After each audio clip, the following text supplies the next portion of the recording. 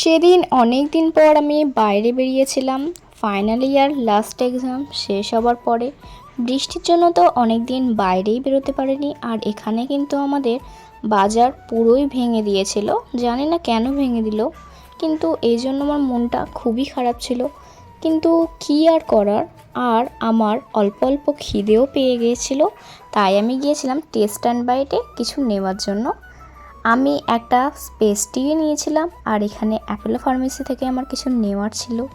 তারপর আমি যে পেস্ট্রিটা নিয়ে এসেছিলাম সেটাই খাচ্ছিলাম বাড়ি এসে। আর পেস্ট্রিটার কথা কী বা বলবো, জাস্ট অসাম টেস্ট ছিল। আর আমি ফার্মেসি থেকে কী নিয়েছিলাম সেটাও তোমাদেরকে দেখিয়ে দিচ্ছি। আমি এখানে একটা হ্যান্ড ওয়াশ আর অ্যালোভেরা জেল নিয়েছিলাম।